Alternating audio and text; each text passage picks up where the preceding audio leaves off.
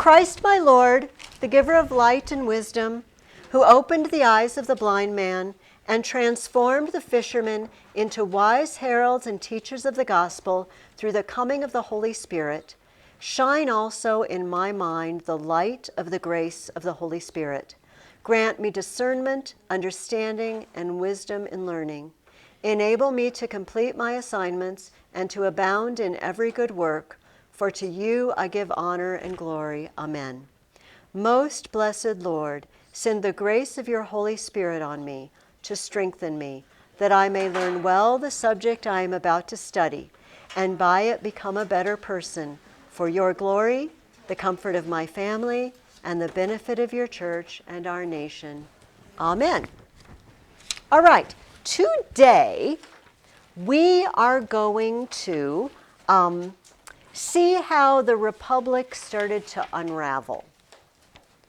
You get a lot of people in this section. Hold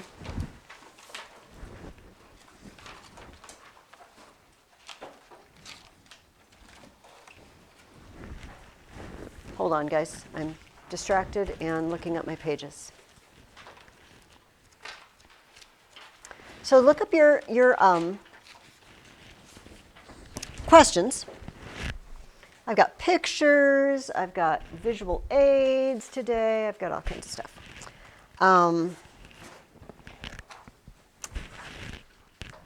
The first question I asked you guys for this week. Are you with me? Yeah. How did successful conquest of the Mediterranean world change Rome and its people? Emma. Physically or its character? Oh, either one. Whatever you would like. Well, Rome did have an increase in wealth and slave labor, but the character of the Romans changed severely. They went from strict and honoring tradition and duty to just relaxing and enjoying pleasures and living your life. Yes. Yes. This is the sad thing. Sometimes when life is hard, it makes us have to be tough. That makes sense, right? But when life gets really easy and comfortable, we get really used to it. Here, I'm going to go ahead and close the door again, since we're all in here. The music team is practicing, and it's a little bit distracting. Not at all. I do too, but not while I'm trying to think about Rome. When wealth floods in, and remember Emma said, slave labor. Remember Cincinnatus, that farmer guy, and the army was in a bad way, and they went out to his farm and said, hey, Cincinnatus. Yeah, Amelia is actually missing, Emma, but she was absent earlier, so I don't think she's coming. He was just a farmer who put down his plow, put on his toga, went and did his duty, saved the Roman army, and then went back to his farm. Because he knew how to do his duty, but he wasn't hungry for power. He could have been dictator 6 months. But he said, oh, well, I got done what you wanted me to do as dictator, so I might as well go home. Here, have the power back. And so they were used to being tough because life was hard. They were surrounded by enemies and life was hard. But then you conquer all of Italy and your neighbors aren't your enemies anymore, for the most part. And a little bit sometimes. But you get wealth pouring in. I can afford to live in a really nice place now. I can afford the best food and really comfortable beds and clothes and whatnot. And I like it. I get used to it. And then we capture slaves in all these places we conquered, and they do all my work for me. What do I have to do? I don't have to do anything. So you see how it makes you soft? The Greeks thought the Persians were notoriously soft. They liked silks and satins and cushions and whatnot, and they were all fancy. And the Greeks like, oh, those fancy Persians. Bunch of sissies. But that's kind of what the Romans started to turn into. Here's how Dorothy Mills says it. There is one thing more evil which comes as a result of war. There's lots of bad things about war. We know what those are. Devastation, death, poverty. But she says there's one more. And that is not the harm wrought to land, nor yet to life, but to that which makes life worth living, to the spirit of man. War harms you spiritually. And she says, and this evil came to Rome. Now, remember who does the fighting in the Roman Republic? Like, did they have a professional army? Who were their soldiers? Freemen. Yeah, just people, just a bunch of farmers or locals that came and signed up and said, yeah, I'll do my duty and serve Rome and go fight. But I think we talked about this before. Say you're a farmer and you're gone all summer at war. What happens to your farm? It's not there anymore. Yeah, nobody's taking care of it. Or, maybe you have some slaves trying to take care of it. This is not going to sound very nice, but it's sort of notorious in the ancient world. The idea that slaves only work when their master is watching. And so there's a book written to learn Greek. It's called Athenase. And in this there's Xanthius is a slave, and he only works when his master is around. Dikiopoulos. Yeah, he only, and sometimes he does beat him. And he's like, oh, don't beat me, I'm not being lazy. Like, yes, you are. And so it was a notorious thing that slaves would only work when their master's watching, which is probably why St. Paul in the Bible says we should work not just because we know people are watching, like the notorious slaves do, but working as for the Lord and not for men. Because he's always watching, right? And that's probably why he felt like, he said, if you're a free person, great, because you're actually a slave of Jesus Christ. And don't be like those slaves that only work when the master's around, because this master's always around. Anyway, so maybe the slaves will take care of your farm, maybe they won't, because you're not there with your stick, Christian.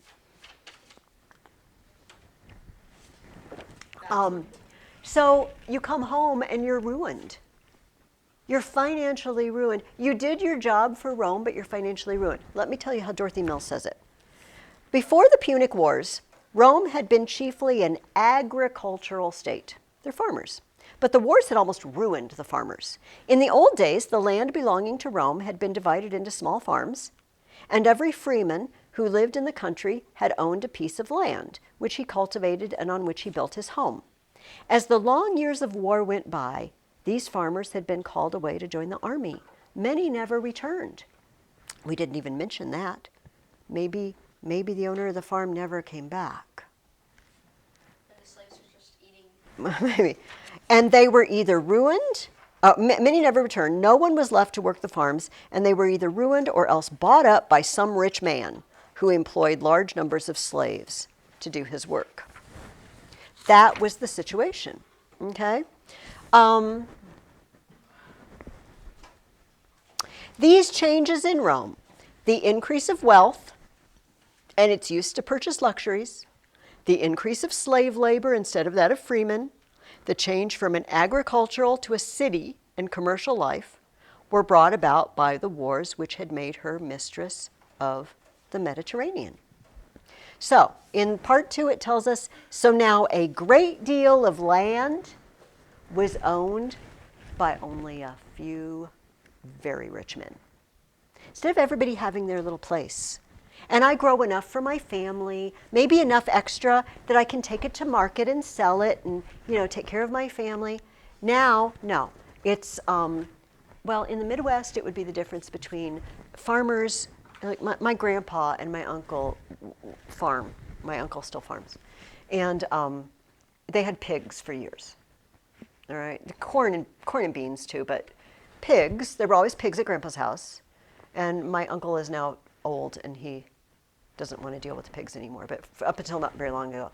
And And so they're just a family farm, versus the big, like industrial-sized pig lots. Do you know what I mean?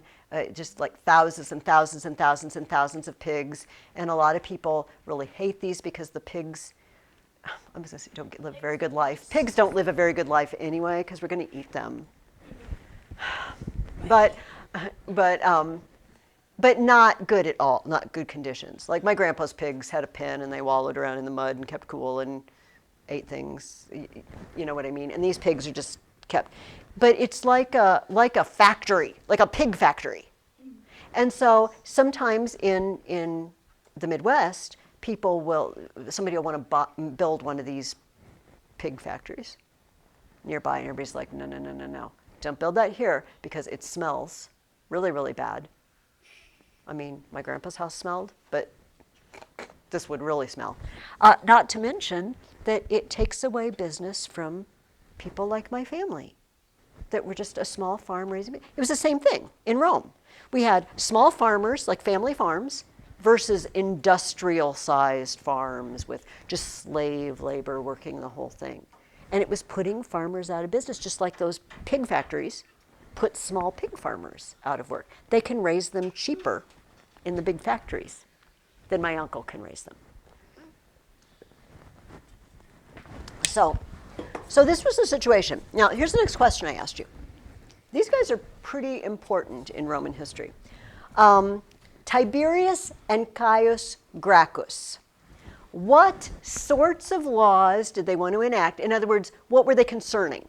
You have to give me every detail, but they were about a particular thing. What were they trying to do? Restoring the public lands and get more access for citizens. Mm-hmm, mm-hmm. People are poor because people do not have their own land, their own little plot of land farm. And why? Because those rich dudes have bought up everything and they're running these industrial-sized farms. So, first of all, Tiberius, he's the older one, and he says, we're going to put in reforms, and we're going to redistribute some of that land. Now, nobody likes the word redistribute. We don't like it today, because think about it. If Tiberius Gracchus gets up and said, you know what, those poor people deserve a chance. They shouldn't be starving. We're gonna spread the land out more evenly and give a little bit to everyone. Okay, who's not going to like the sound of that? Yeah, because redistribute means you're going to take some away from me, aren't you? Does that make sense? I mean, it happens today. People talk about redistributing wealth or whatever. It's like, whoa, whoa. That means you're going to come knocking on my door and taking my stuff away and giving it to someone else. But I worked hard for that. People don't like that. Bryn, what were you going to say? The rich people would have a lot of power in the Senate and stuff. And the rich people have the power. Now, at this point, remember we had those tribunes of the people? The plebeians have fought and fought and fought for their rights. Now we're at the point where a plebeian can be a consul. But those rich patrician landholders, they're still packing the Senate. And they've got a lot of clout. So Tiberius, we'll get to his brother in a minute. By the way, there's a charming story about little Tiberius and Caius.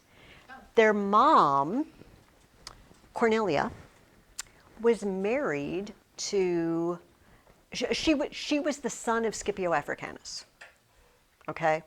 So their grandpa was the guy who beat Hannibal. And once upon a time, supposedly, a very wealthy lady came to visit Cornelia. And she was showing off all her jewelry. It's like, check out what my husband just got me and see my rings. And Cornelia's like, yes, I have jewels too. And she's like, oh, show me your jewels. And so she called little Tiberius and Caius to her and said, these are my jewels. Which is just lovely, lovely. The fine Roman woman who values her family above fancy, gaudy jewelry. Okay, but unfortunately, Tiberius and Caius grew up. Not unfortunately, but they just did grow up. And so Tiberius tried to pass laws. What was his reward? He got killed. He got killed. He got murdered. I mean, murdered. Murdered in a riot. Not just brought up on charges and executed wrongly or something. Oh no, they rioted and just murdered him in the streets. Oh, well, I mean, that's a little bit more of an energetic way to go down rather than just getting You know, I suppose he went down fighting. We could say he probably went down fighting Well, I mean, instead of. honor. Oh, an honor. Yes, indeed, Oh, yeah, indeed. no. Yes, it says Tiberius was elected tribune. Anyway,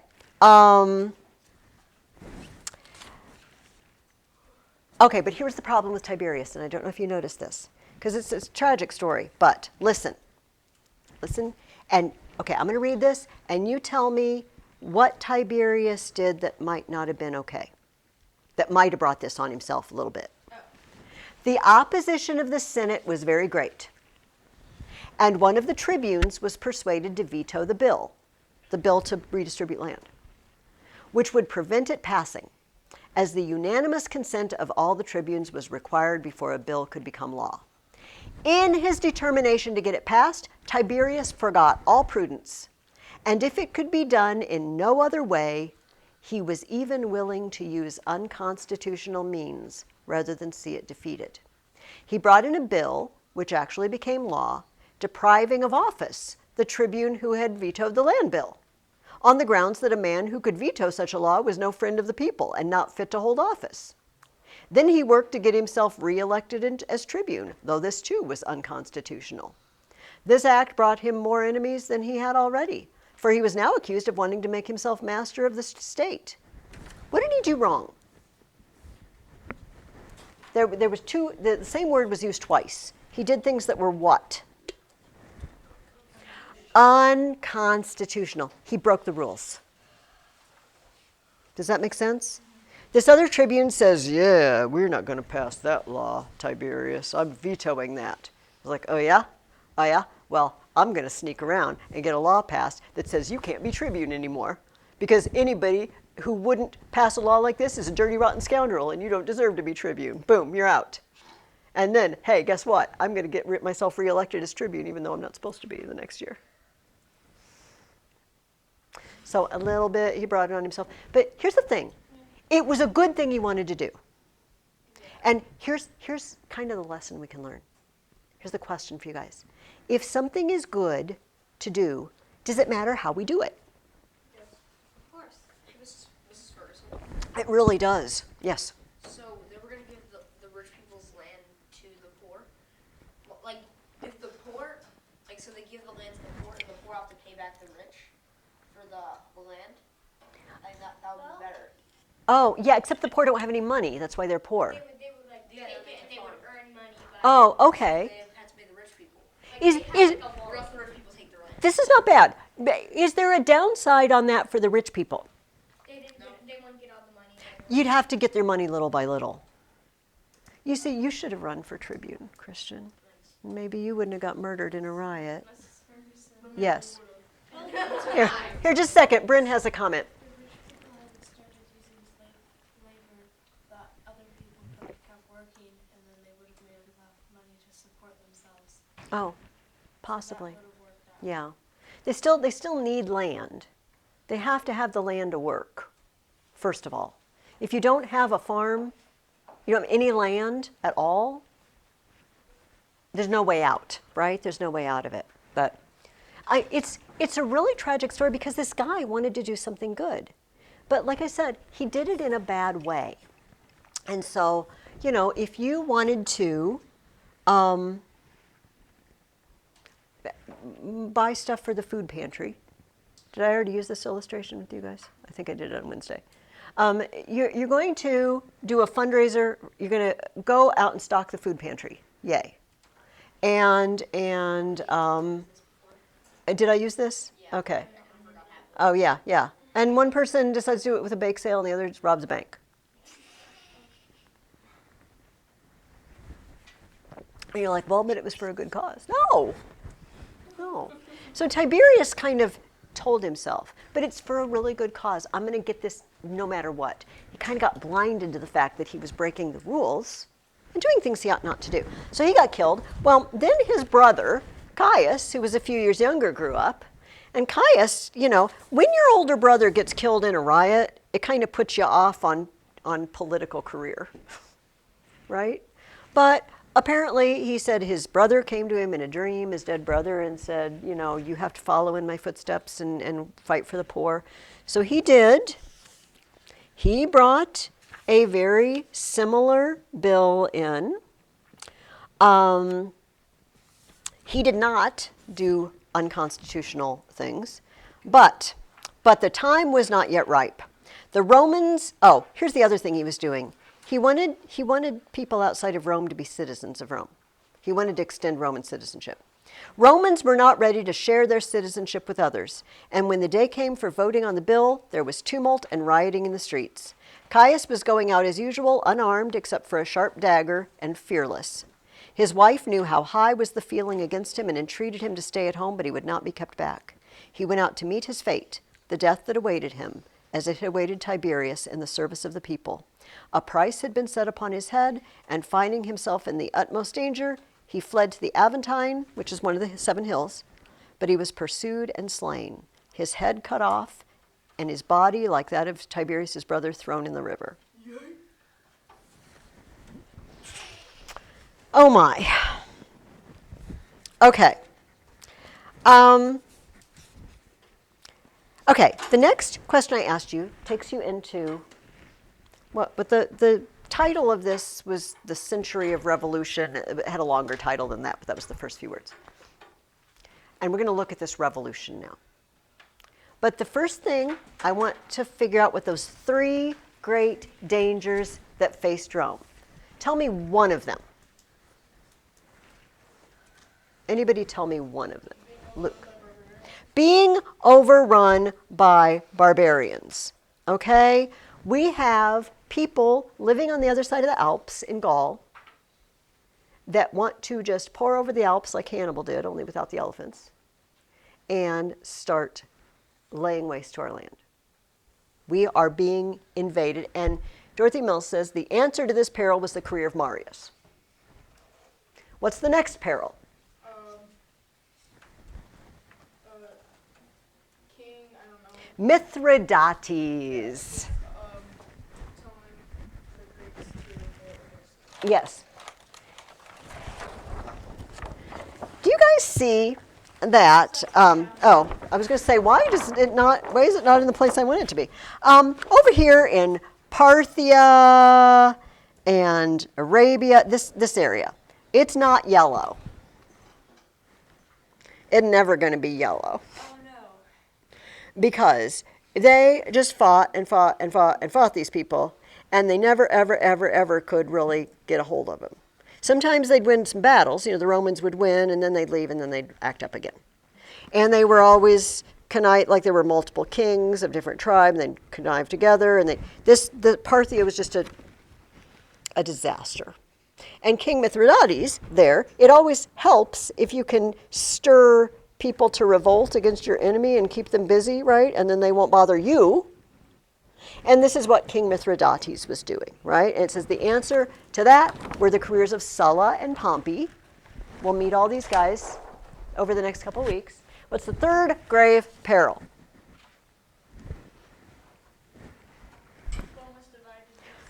Rome was divided. It says 2 distinct parties. Not the plebeians and the patricians, because that's sort of worn away, right? We can have plebeian consuls now, but it's who? The Senate and the people. Here's the deal. When someone gets some power, they like it. Sometimes they really, really like it. And they would like to keep it. And they would like to make other people do what they want them to do for their own benefit. This is the Senate. I'm not saying everybody in the Senate was rotten. But in general, there was a feeling we're going to govern Rome for our own benefit, right? And then there's everybody else, the people, and they say, what? You know, we're here too.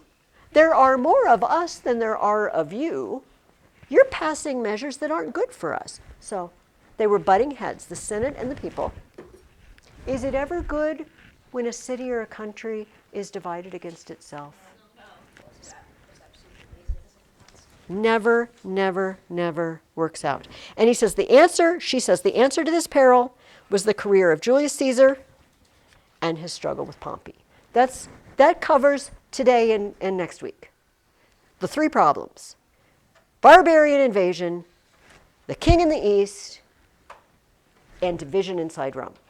And she said, on the first case, the answer to barbarian invasion was the career of Marius. I have some horrifying looking pictures here. Partly because his nose is broken off. It's kind of like it's like Voldemort, you know? Voldemort doesn't have a nose. Yeah, oh, I guess this is true. This is, okay, he's better off than Voldemort. This is Marius. This is Marius. He has the nice line chin. And I know these creep you out a little bit, I think, because of the eyes. Because the eyes are just blank, but try not to be creeped out. Well, whatever. I will. This is Marius.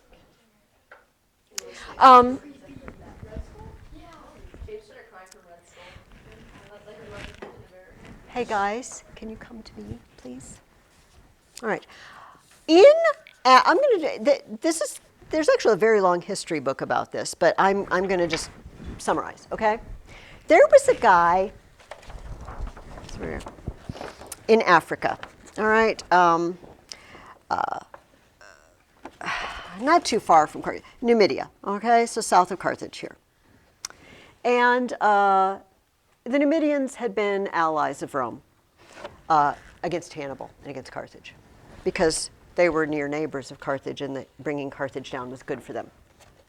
But after that was all over, there was a guy named Jugurtha. He was the nephew of the previous king, and basically he got himself made king, and then he murdered his cousins and just was taking over stuff. And then he would send people to Rome, like he'd say, Jugurtha, you need to come here to Rome and answer for yourself. And then he'd go and he'd just bribe everybody. Yeah. He just went around bribing the Senate. He bribed everybody. Sometimes they sent ambassadors to Africa, and they say, oh, we're going to see what Jugurtha is up to. And then they slip him some money. He's like, oh, we don't see anything wrong here. And then they just go home.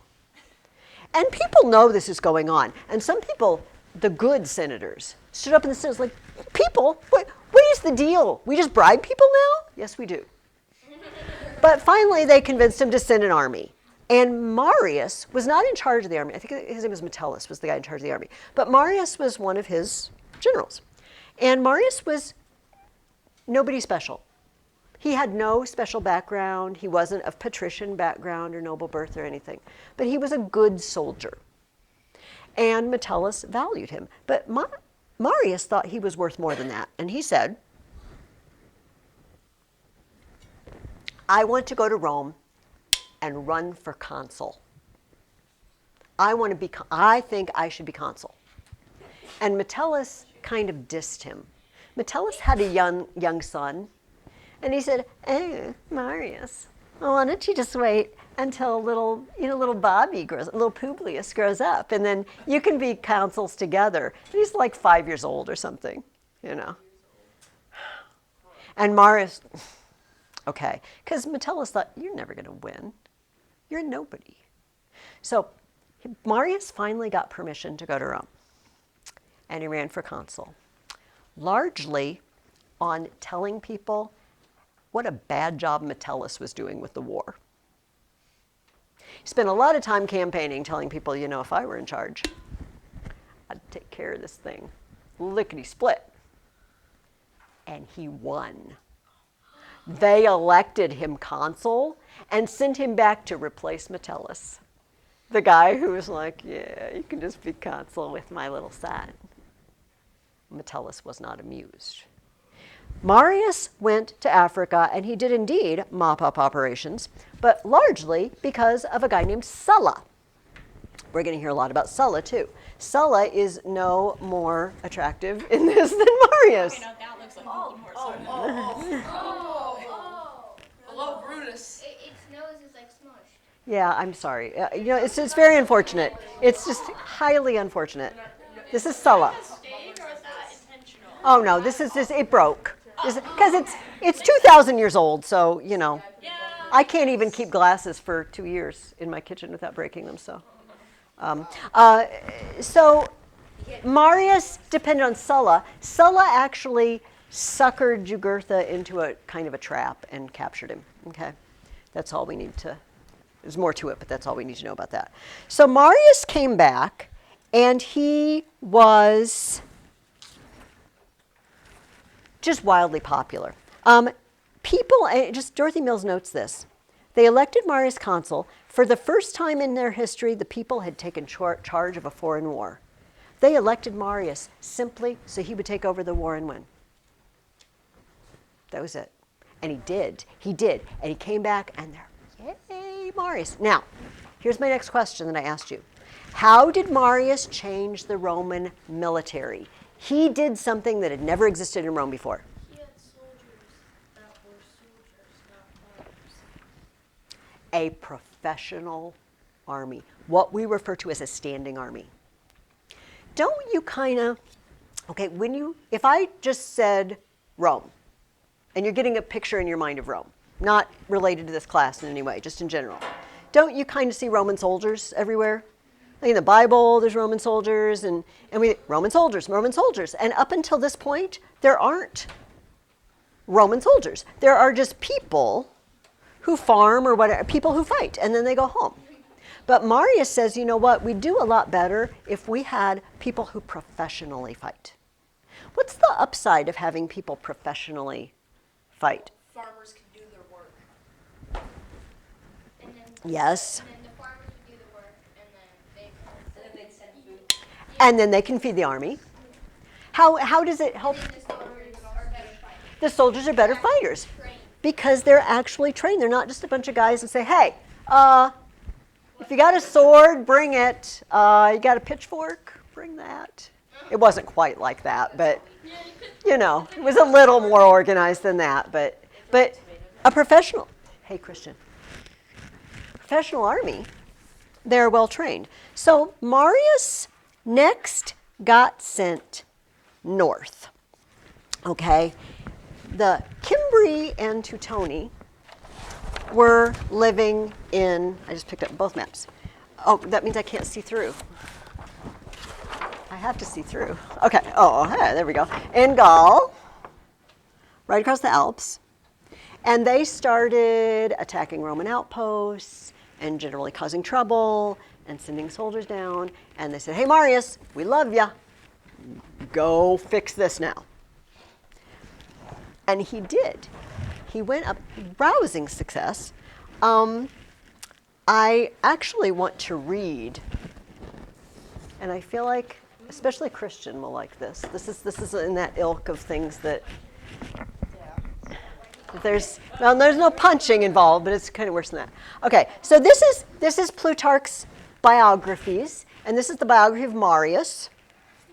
And he says, when Marius went north and he fought the first group, the Romans pursuing them slew and took prisoners above 100,000. That is a lot. And possessing themselves of their spoil, tents, and carriages, voted all that was not purloined to Marius' share, which though so magnificent a present, was generally thought less than his conduct deserved in so great a danger. In other words, everything that wasn't going to go to the state, they voted give it to Marius because he's so awesome. They say, this is the interesting part. I think it's interesting. They say, however, that the inhabitants of Massilia, the locals, made fences round their vineyards with the bones, and that the ground, enriched by the moisture of the putrefied bodies, soaked with the rain of the following winter, yielded at the season a prodigious crop. Interesting and a little disturbing. Gorgeous. What is prodigious? Means super, super abundant. In other words, it fertilized, the dead bodies fertilized the ground so well that it just grew really great. That's okay. What if people would like that? I wonder if the grapes would taste a little bit like flesh or blood. Like, 'cause it Oh. would. Thank you so much for that, Julia. I think we will move on because some of us are just feeling a little ill currently. Okay, now this, because I have a sick sense of humor, this amuses me. So they wiped out the Teutones. Those are the people who ended up as fences and fertilizer. Okay? And they went to the next group, the Cimbri, and challenged them. It says, the Cimbri said, well, we're going to wait for help. We're going to wait for reinforcements. It says, they professed, the Cimbri, that they were in expectation of the Teutones, saying they wondered they were so long in coming and deferred the battle. Either that they were really ignorant of their defeat or were willing to seem so. Did they not know that all these people had been wiped out? They said, we're waiting for the Teutones. They're fences.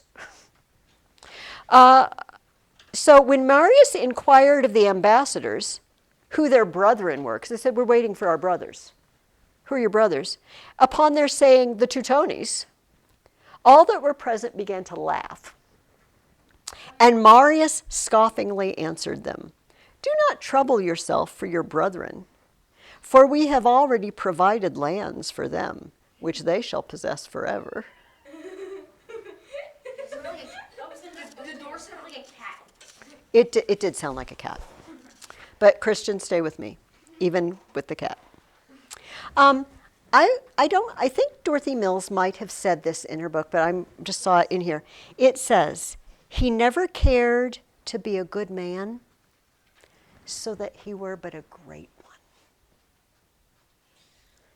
What does that mean, do you think? Marius didn't care if he was a good man as long as he was a great man. He could kill as many people as he wanted, and he didn't have to be nice. He just wanted to be great. Yeah. What does he mean by great? What does Plutarch mean? Power. Yeah, powerful. Yes, popular, powerful, in possession of fame and wealth. But what does Plutarch mean by good? He doesn't need to be a good man, as long as he's a great man. Morally good, indeed. We use good and great, and we mean different things by it, right? So this is it's a very interesting sentence. He didn't care if he was a good man, so long as he could be a great man. Not a very good thing, I suppose. Now, by the way, did we answer this question? Oh yes. I'm sorry, I got flustered. How did Marius change the military? Yes, standing army. That is in here. Not caring to be a good man, so he were but a great one. Now, when you become a great man or woman, that way, yes. But there's another problem. And there's always somebody else coming up behind you who also would like to be great.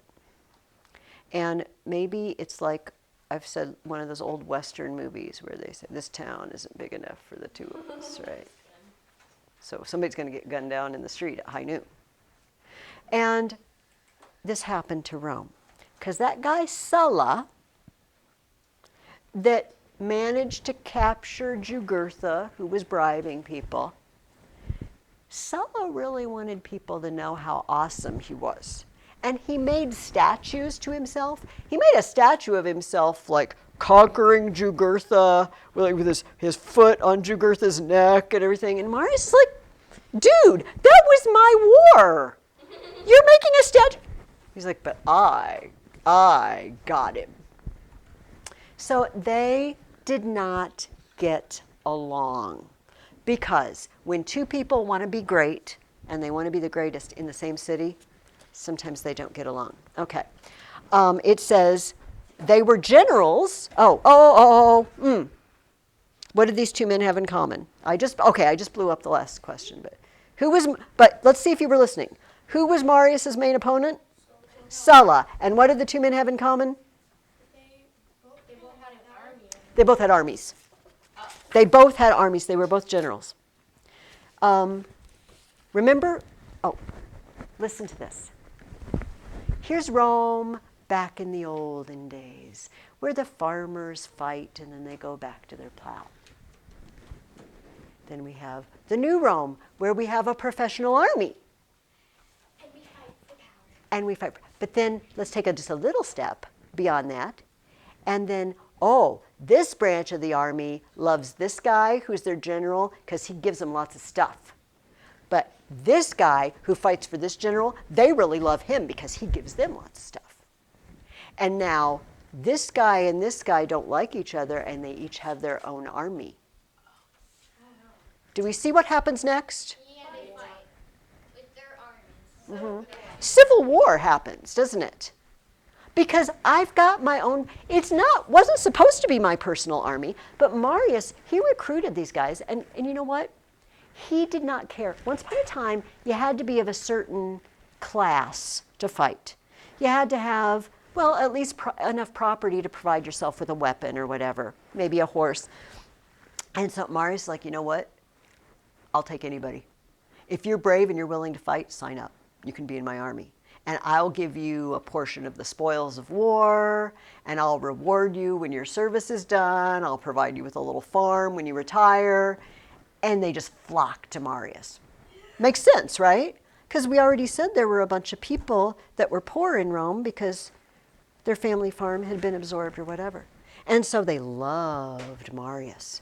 But Sulla did the same sorts of things.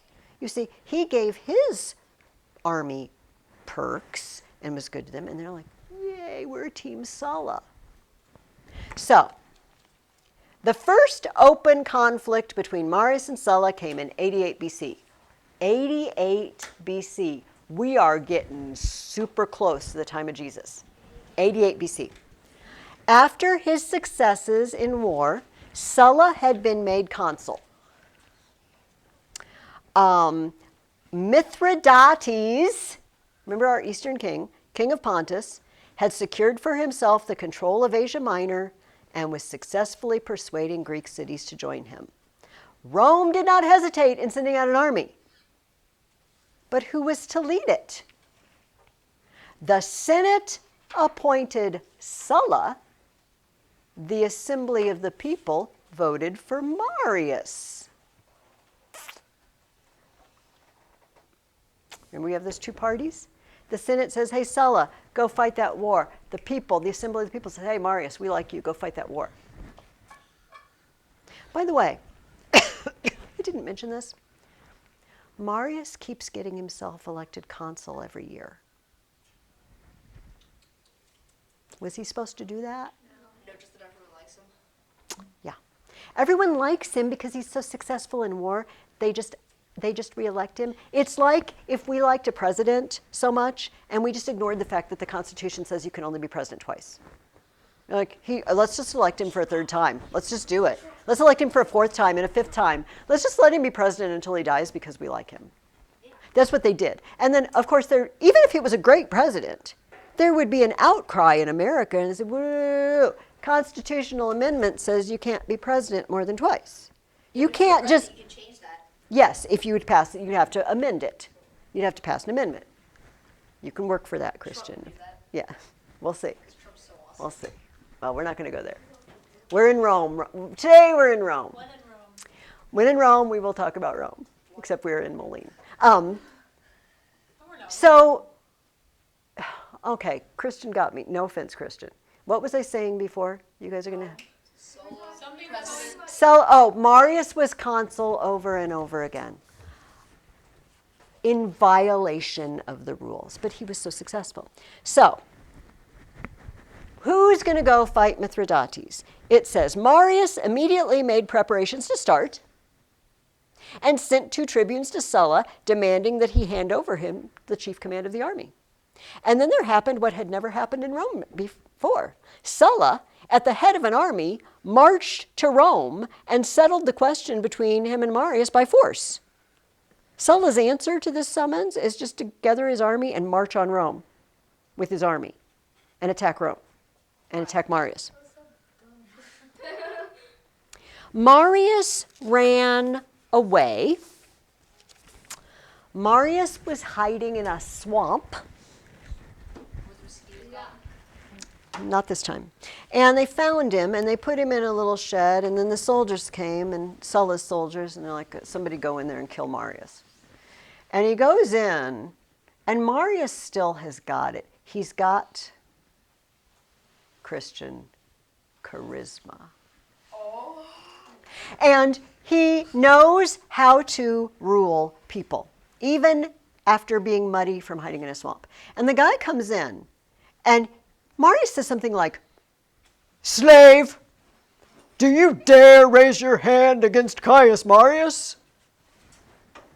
And the guy just turns around and leaves. And he drops the sword, and he says, "I cannot kill Caius Marius." And they're like, "Okay, whatever. We'll just pretend we did. Just let him go. Because what's he going to do? Sulla has taken over. This guy, his ship has sailed. His day is over. What harm can he do now?" So they let him go. Sulla goes off to fight. In the meantime, two other guys take over Rome.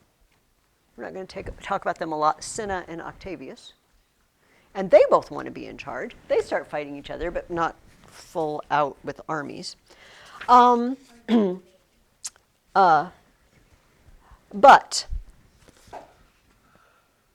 and we'll wrap this up here. In the meantime, two consuls in Rome were Octavius and Cinna. A sharp conflict arose between those two over enrolling Italians who had recently been enfranchised, which means they just got the vote.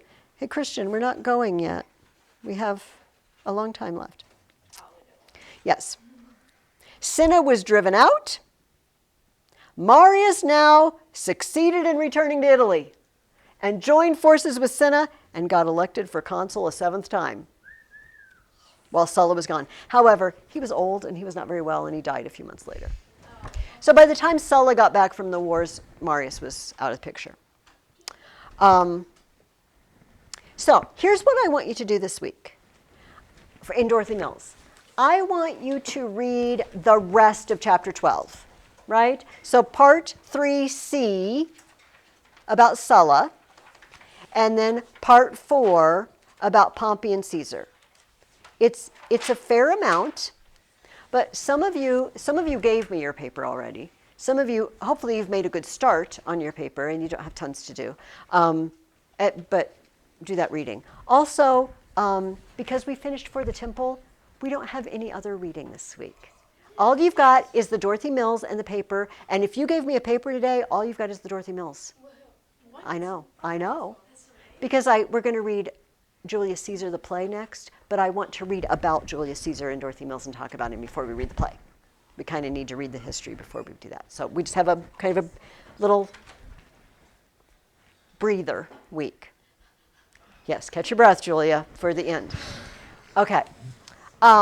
That said, I do want to talk about For the Temple. Now, first of all, does anybody who is still working on your paper, do you have a question or a concern? Are you having a problem that I can help you with? Or are we good? It's exactly like the papers we've done, right? Should he or shouldn't he? Reason 1, reason 2, reason 3, and then support each one. If you are writing it this week and you suddenly can't remember, what are we supposed to put in our paper? Just email me and say, remind me. But I gotta warn you of something. If I get an email like that and it's like, on Monday, I will know you didn't work on your paper all week. I'm not unwise enough to realize that when somebody doesn't ask me a question until Friday or Monday, they didn't do any work on Wednesday or Thursday. I know this immediately. What I like doing is I write my paper and then I add all the things, trying to fit the item. That's fine. And that's fine. I mean, I might not always be right in my assumption. But if Julia, so if somebody sent me an email on Friday or Monday saying, could you remind me what alliteration is? Like, great. But if you sent me an email saying, what is this paper supposed to look like again?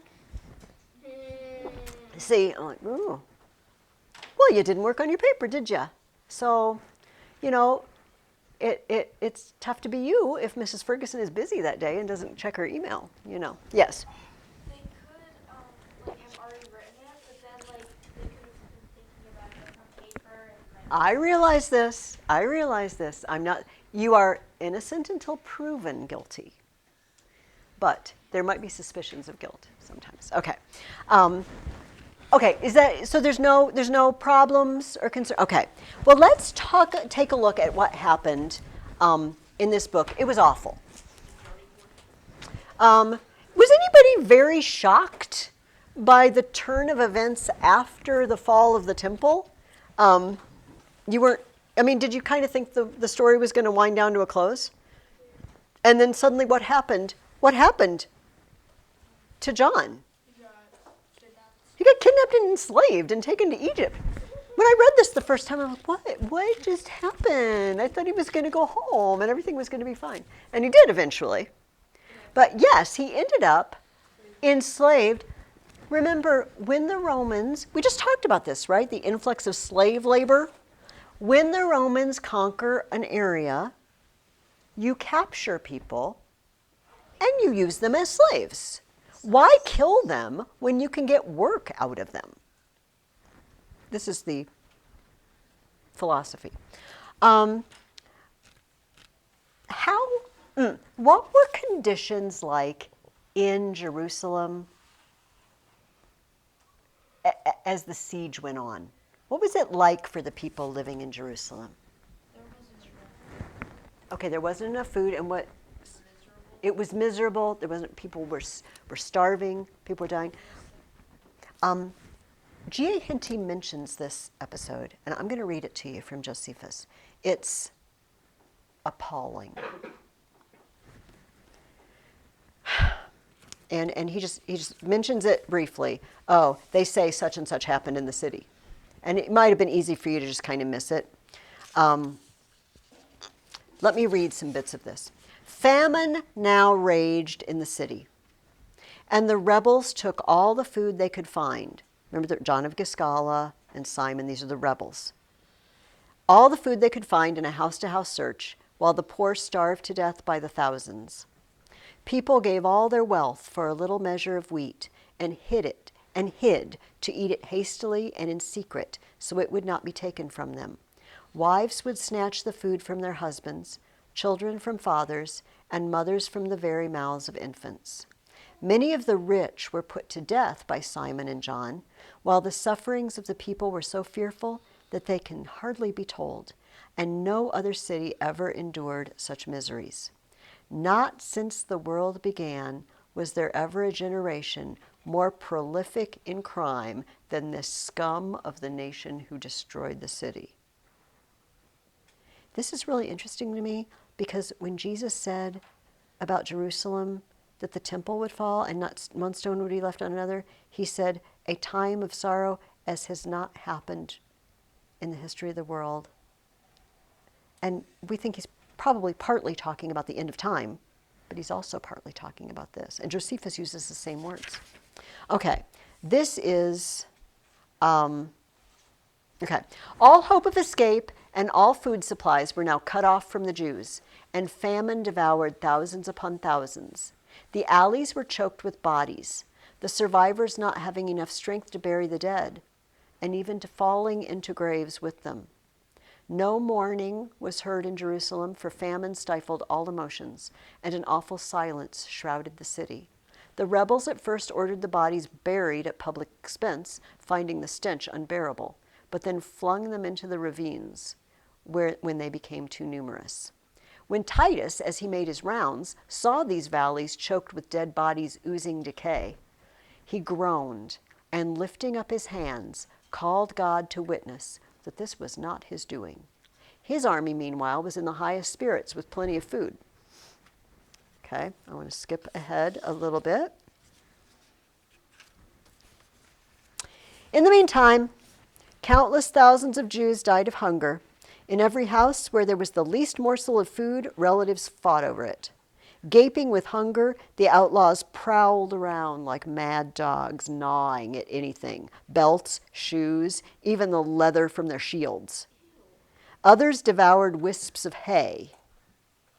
And then there was the incredible horror of Mary of Bethzubah. Distinguished in family and fortune, Mary had fled to Jerusalem from Perea. But her property had been plundered by the tyrants during the siege, and her food by the daily raids of their followers. Maddened with hunger, she seized the infant at her breast and said, "Poor baby, why should I preserve you for war, famine, and rebellion? Come, be my food.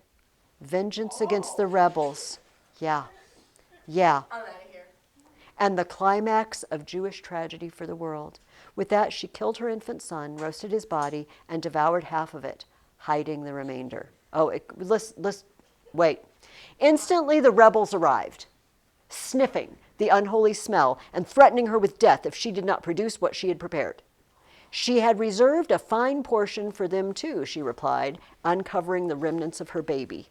They stood paralyzed with horror. "This is my child and my action," she said. "Help yourselves, for I've had my share. Don't be weaker than a woman or more compassionate than a mother." Are you okay, Christian? I'm out of here. Okay. Don't go far. We're not done yet. Shh. "But if you're squeamish and disapprove of my sacrifice, then leave the rest for me." They left trembling. Simon and John's this was even over the edge for them. And the whole city rocked with this abomination, while the Romans were horrified, and Caesar declared himself innocent of this crime in the sight of God. Jesus warns of such things, like of cannibalism and the horrors. This happens in the Old Testament too, notoriously.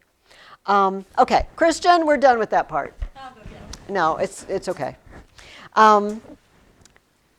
So eventually, the soldiers break in, the Roman soldiers break in, and they start, we saw this at the end of For the Temple. There were various parts of the city that each had their own wall, right? Like concentric circles of walls, and they break into this part and this part and this part, and they're working their way in. And this goes very well with our fiction book, where Titus promised, "I will save the temple if I can," you know. We don't know that he ever made a promise like that. But it says he sent the soldiers into Jerusalem, and they just killed people and killed people and killed people. It says, "Since the soldiers were growing tired of slaughter, Caesar ordered them only to kill those found armed and offering resistance, and to capture the rest." The troops killed the old and the feeble, but drove those in the prime of life and fit for service into the court of women in the temple. Titus placed a guard over them and ordered his friend Fronto to decide what should be done with them. While Fronto was sorting them out, 11,000 died of starvation. Just while they were waiting to be told what to do, 11,000 more of them died. Listen to this.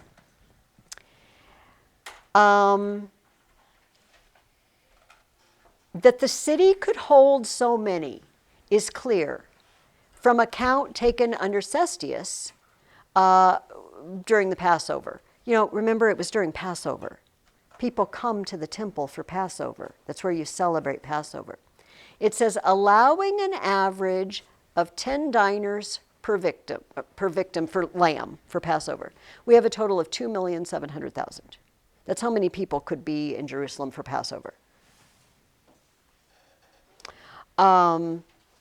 There might have been a couple of million people in Jerusalem. Now, the story is that Titus, according to Josephus, wanted to save the temple because it was beautiful. Why would we destroy that? But the soldiers were just so ticked off. They were so sick of these nasty Jews. And somebody lobbed fire through a window of the temple and just torched it. And they ran in and they tried to put it out, and it was not. They just destroyed the temple. The temple is still, there is no temple there today. There is a Muslim mosque where it used to sit. The foundation of Solomon's temple is still there, but that's all that's left.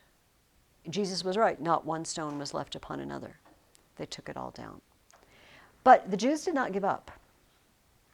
And this part is not really in For the Temple. The Jews moved north to another stronghold called Masada. Masada is like a hill, well, like the Acropolis, right? It's a steep hill that's flat on top, and you can have a camp, and they were up there. It was very hard to get to. My son went to Masada a few years ago, and okay, here's a good picture. This is, do you see, climbing up there would be rough, right? Do we agree that climbing up there might be a little rough?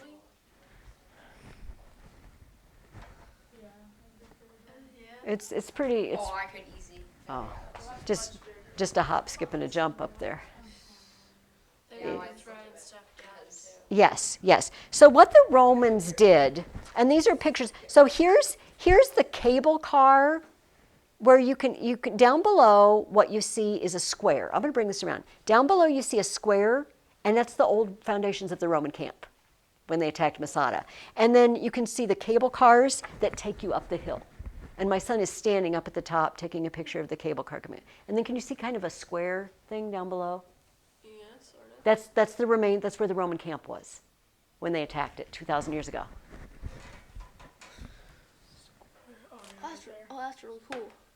Do you ladies see? Can you see kind of a square, the foundation? I don't know, I could easily print that out. Here, Preston, this might be. Bare feet.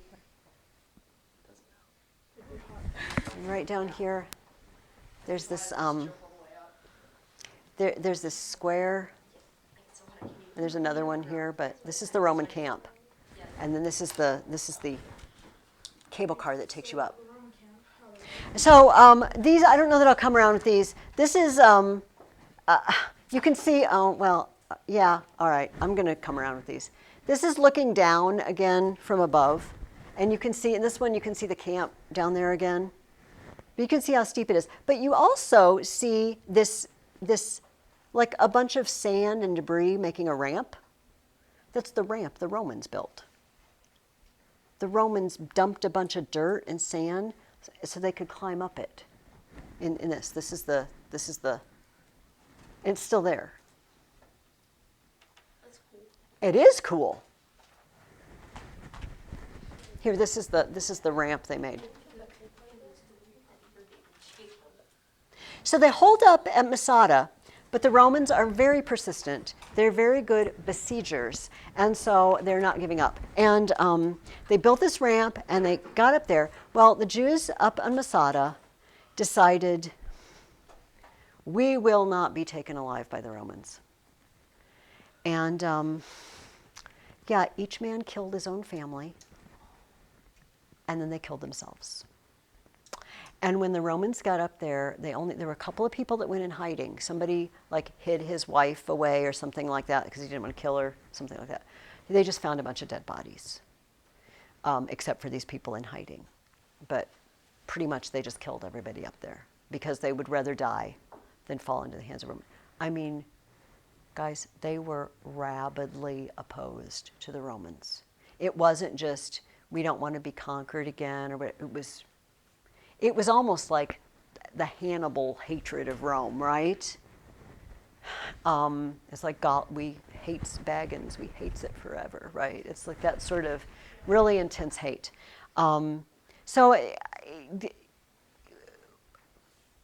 Israel had been a province, Judea had been a province before, but it was just completely conquered. In fact, they actually rebelled one more time about 50 years later, and the Romans deported all of them. It was against the law for a Jew to go close enough to Jerusalem to see it. And they renamed Jerusalem. They called it Aelia Capitolina for a while. They didn't even call it Jerusalem. So these guys would never give up. It's a really sad story, and it's just fascinating as a Christian because Jesus told them. He said, this is going to happen. So, did anybody notice what happened to John and Mary? What did they start looking into and decide might be true at the end of this book? They became Christians. They became Christians at the end of this book. He had heard about these Christians. You know, that rabbi had said, oh, those people who said this leader Jesus told them to get out of Jerusalem.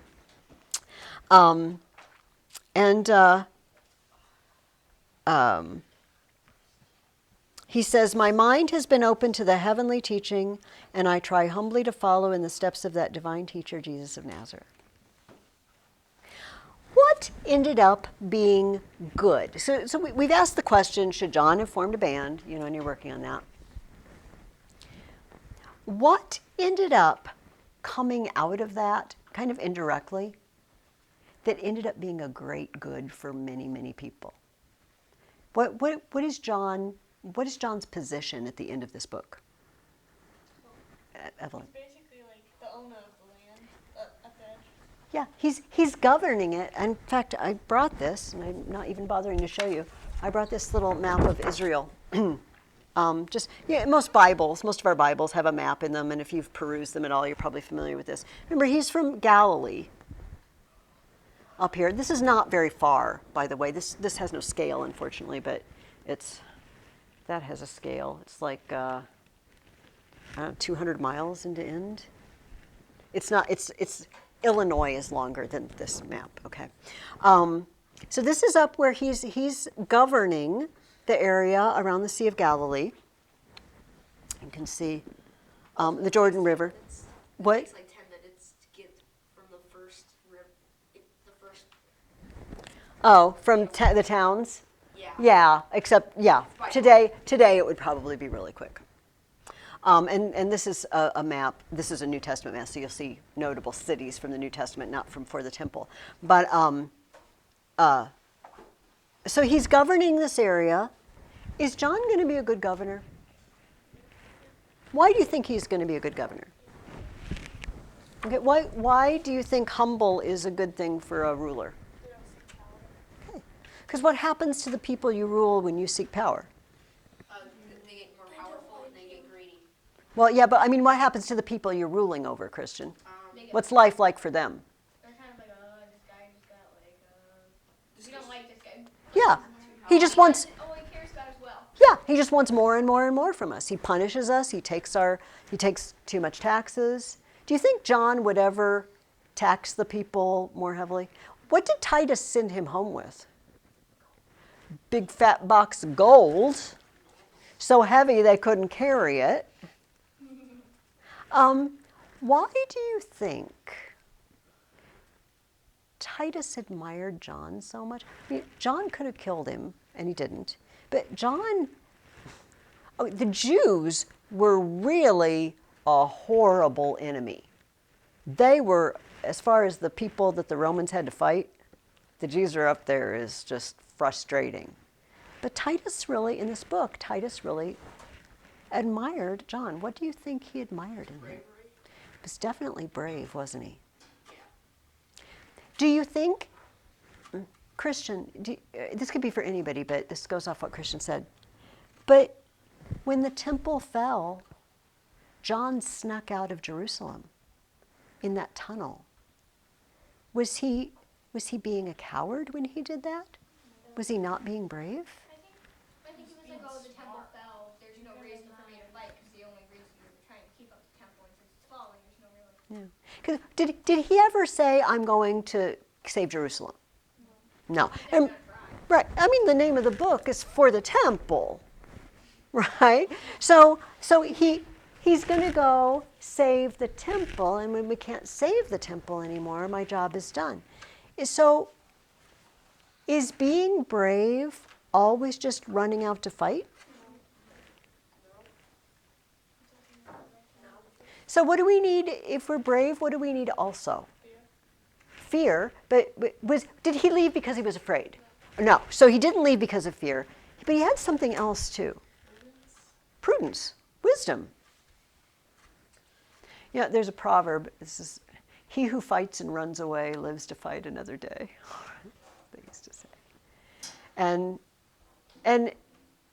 this would sound really bad if it wasn't he who fights and runs away. It's not just he who runs away, right? Who fights, but you know when to retreat, right? Then you can regroup and fight again. But if you go and you fight and you die, is John going to help anyone by staying in Jerusalem and dying?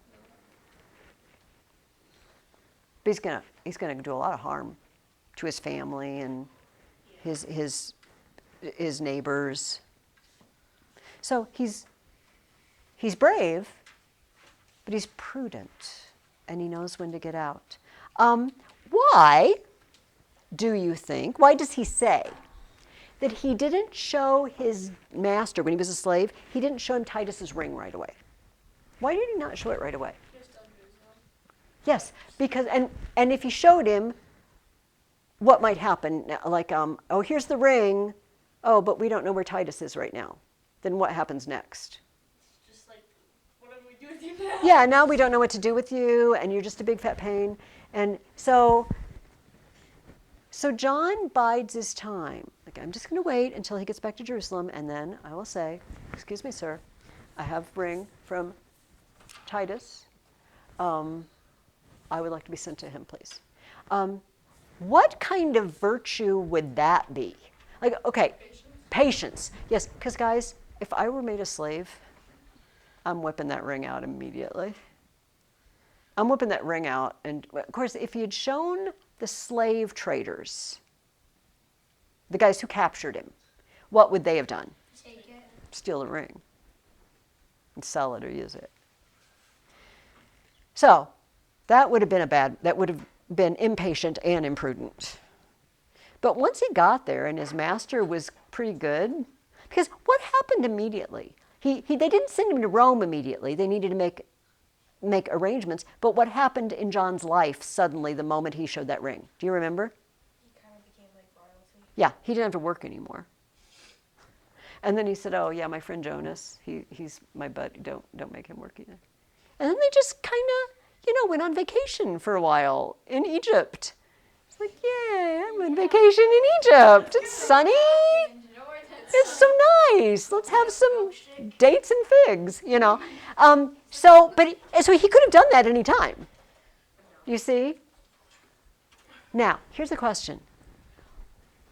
What might have been helpful for John in working for those months and doing a good job? Like, how might that have benefited John? To just not to pull the ring out, but just like, okay, you want me to take care of the garden? I'll do it. You want me to do this? I'll do it. I don't know how to say it. It was definitely self-denial, but it might have come out to be a net good, if you know what I mean. Like, what are you thinking, Luke? I don't know how to say it. Whose opinion? Do you have an idea? Okay, go for it. Well, I was going to go. Whose opinion of John got better and better while he worked? The owner. The owner, the master. Dominus.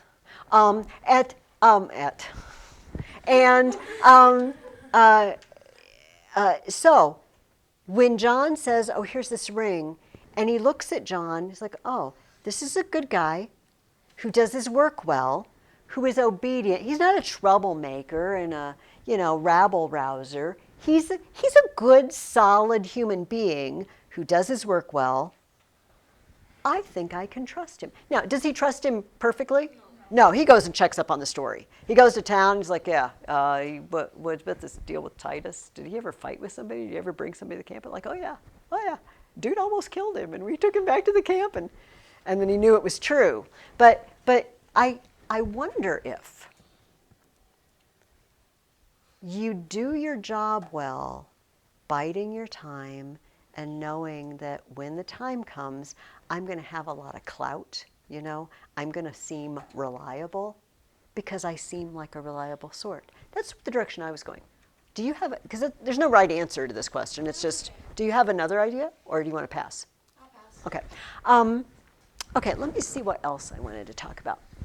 Unless one of you has something that popped up that you wanted to talk about.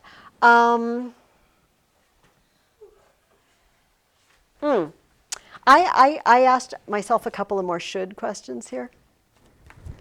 Do you think John should have spared Titus? Should he have just killed him? We know what happens because he spared him. And it turns out good for John and for the people. Do you think that was a good move on John's part? Or when he had the... Yeah, I mean, because then he would have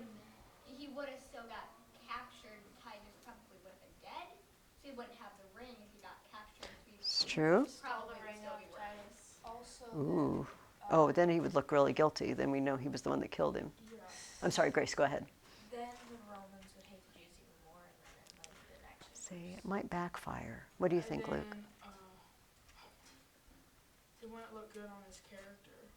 Like sparing, like would. it looks good. Mercy always looks good. This is what's kind of at the end of the Aeneid, you know, when Aeneas just stabs Turnus and Turnus is begging for mercy. What were you thinking, Emma? Yeah, that's sort of what Luke said. Okay. Should we be merciful just because it's useful? Yeah. No. It will not always be merciful or useful to be merciful. Okay, actually, I am going to wrap up. I have something else to show you. I'm going to pass it around. Also, for some reason, I forgot that I told you that you could turn the paper this week or next week. So I brought stuff for our next paper, but I'm not handing that out today because you're still working on your paper. But what I have, and I'm going to go ahead and shut the video off, but I brought, these are coins from Israel. They're not in very good condition. They are the cheapest coins. These are in the gospel when Jesus is standing and looking at the temple and people are putting money in the box. Do you remember? And somebody put in all they had, and it says the widow put in 2 mites. These are widow's mites. These are the cheapest coin they had in circulation at the time of Jesus. They are actually 2,000 years old. Oh, wow. They're not replicas. Actually, my brother-in-law taught school for many years, and he had them. A student gifted, and then he gave them to me. Anyway, don't lose them. I'm going to go ahead and. Do you want me to pass the bag around, or do you want me to take them out of the bag? Just take him out of the bag. Okay. You know what? Here's the deal. I'm going to pass them around in the bag, but if you want to dump them out in your hand and look at them, and then you can stick them back in the bag and pass them on. Does that sound good? Okay. If you want to check them out.